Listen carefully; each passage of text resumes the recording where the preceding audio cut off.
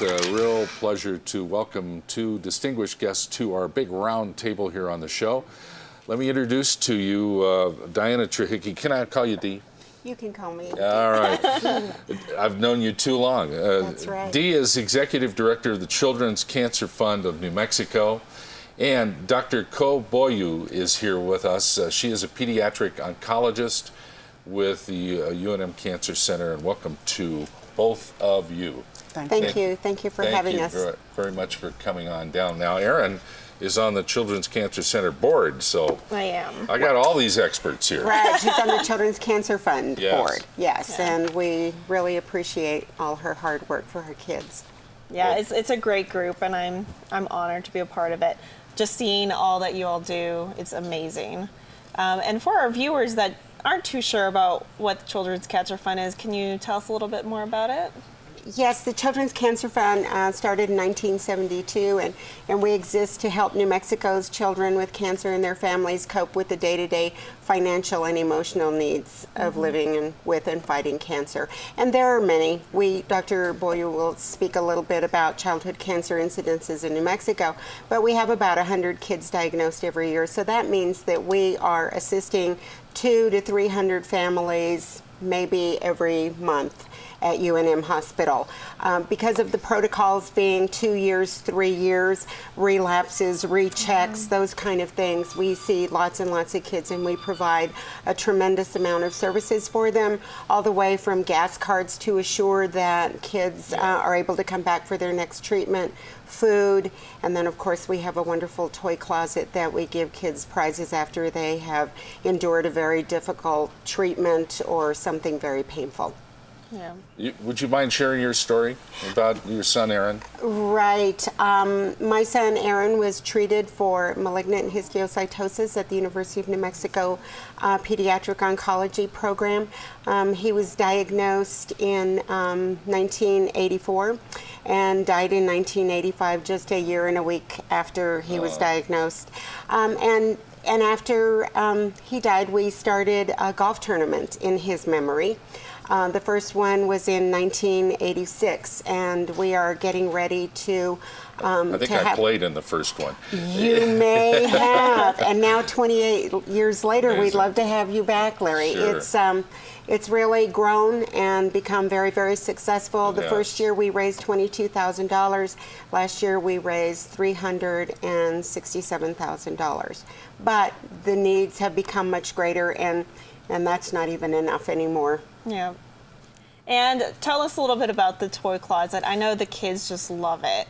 And you have the Bravery Bucks. Right.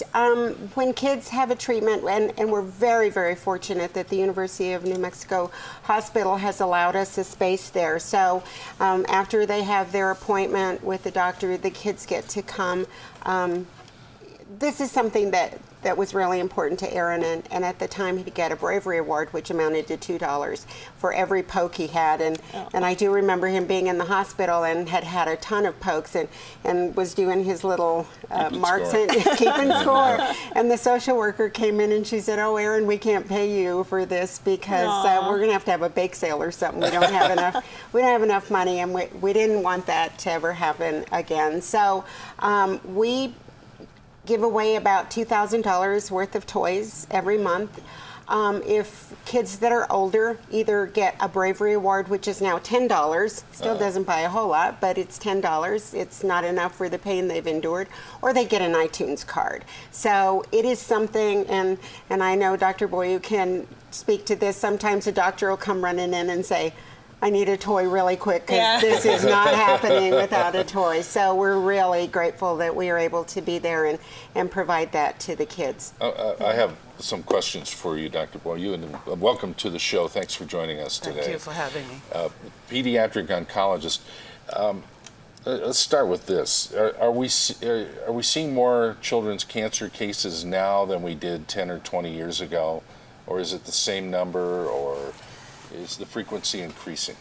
Well, it's a slight increase, but I think it's mostly because of awareness. People have become a little more aware that children do get cancer, and that we need to be able to support these kids through, and their families through what they're going through. Leukemia, as you know, is the most common childhood cancer, and we do see the same incidences and frequencies in New Mexico.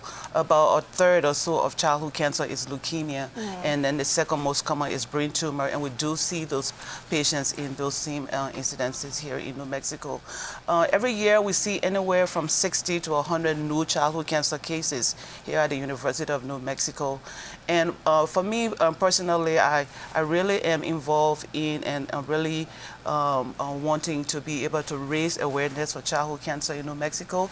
And this is how I became partners with Dee Trujeque with the Children's Cancer Fund here, because she has the same interest, and we've been working together for a few years on that. Yeah. And tell us a little bit more about the Children's Oncology Group, because a lot of people aren't really knowledgeable that we even have a treatment center for kids with cancer. Well, that is a very good question, Erin. Thanks for asking that.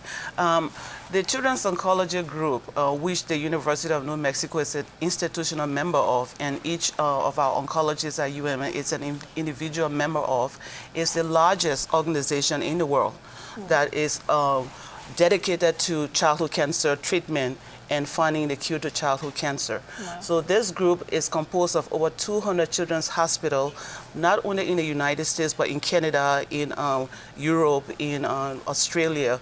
And they're beginning to spread out more and more, trying to find even cases that are thought to be rare.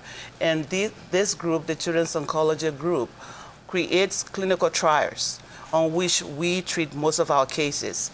We believe that the best way to cure childhood cancer, or even to find a cause for childhood cancer, will be through treating these children on clinical trials, with the end that we will ultimately cure the disease and ultimately find the cause for this disease in children.